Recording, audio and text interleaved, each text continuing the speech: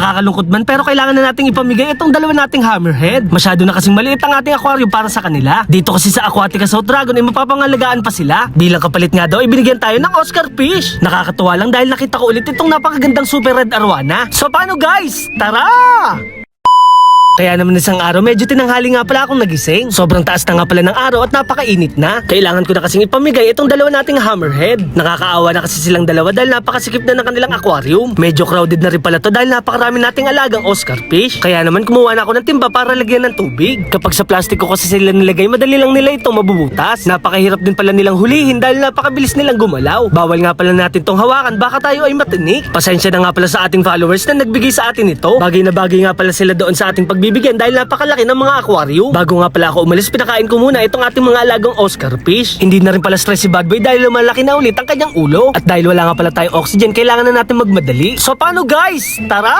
Bago nga pala kami maghiwalay ng ating mga isda, nag-raids muna kami sa malapit. Malapit lang kasi ang Aquatica South Dragon magmula sa amin. Tamang-tama nga daw pala ang dating ko dahil nandito si Boss Ellie. Nagustuhan niya nga pala yung dala-dala nating hammerhead. Makakadalaw na naman nga tayo dito sa kanyang mini fish farm. Eksakto nga daw ang punta ko dahil dumating na ang mga red arwana galing pang Indonesia. Ito nga pala ay nagkakahalaga ng 27,000 kada isa. Ang haba nga pala nito ay nasa 8 to 9 inches na. Sa mga gusto mag-avail dyan, pwede nyo akong i-PM para sa details at reservation. Masaya naman ako para sa ating hammerhead. Dito kasi makakalangoy sila na maayos. Ang sukat kasi ng aquarium dito ay 110 gallon. O diba guys, napaka-solid. Mukhang nag-i-enjoy na nga itong dalawa nating hammerhead. Sana nga ay maintindihan tayo ng ating followers na nagbigay nito. Kapakanan lang kasi ng isda ang ating inaalala. Kung makikita nyo nga sa kanilang katawan ay mayroong mga sugat. Nakuha kasi nila yan dahil sa ating masikip na tank. Kinamusta ko na rin pala yung kanyang mga Oscar fish. Okay lang sana maging crowded ang aking mga alaga, pero dapat ganito rin kalaking tangke. Soon nga ay magkakaroon din tayo nito. Basta kapit lang at huwag tayong bibitaw. May mga albino Oscar din pala ditong binibenta. 250 pesos nga pala ang isa nito kaya mag-avail na kayo. Kung gusto niyo naman, meron din ditong Tiger Oscar. Meron ding Lemon Oscar na napakaganda ng kulay. Meron din pala ditong Red Albino Oscar na 850 pesos ang isa. Medyo malaki na nga pala to kaysa dun sa una nyo nakita. Sa mga nagbabalak dyan mag-alaga ng isda, ano pang inaantay nyo? Happy fish keeping na agad ang ibubungad ko sa inyo. Char. Medyo nakakahiya lang dahil nagbabalik na si Boss Ellie ng Oscar na ibibigay sa atin. Ang sabi niya nga, ipamigay ko daw to sa ating mga followers. Sinamahan niya na rin pala to ng 2 sticker. Dadalawin ko rin pala yung napakaganda niyang red arwana. Halos ilang buwan ko na rin pala tong hindi nakikita. Yung nakita ko nga ulit yung kanyang arwana ay bigla akong namangha. Sobrang ganda nga pala ng kanyang mga kaliskis. Kinokondisyon nga daw pala to para sa nalalapit na competition. Iba talaga ang alagang Aquatica South Dragon. May mga stingray din pala dito na albino na galing pang ibang bansa. Alam niyo ba guys na ito yung pinaka part na gustong gusto ko. Tinanggal na nga pala yung harang dito para pwede na makadungaw. Binabaan din pala ni Boss Ellie ang tubig dito kasi yung iba ay tumatalon. Pag nakikita ko nga pala sila para ako nasa Manila Ocean Park.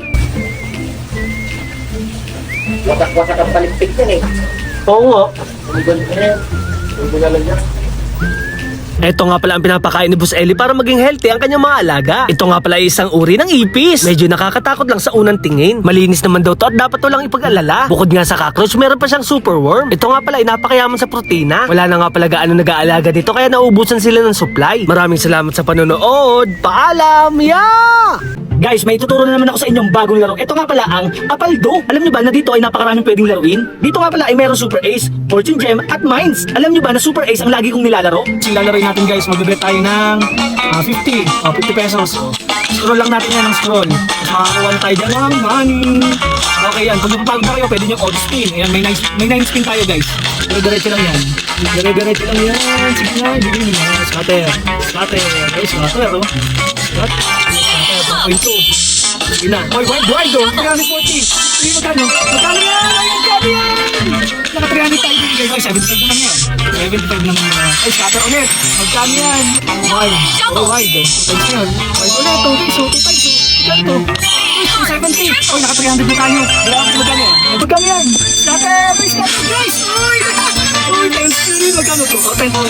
Times tingnan nyo. Ay, congratulations! Magkano? Magkano tayo dito guys? Magkano? Ay, 1,080. Okay na yun guys. Paalala ko nga pala sa mga kabataan, ito nga pala ay bawal sa inyo. Kung gusto nyo maglaro, mag-download kayo at mag-register. Nasa comment section ko nga pala yung link.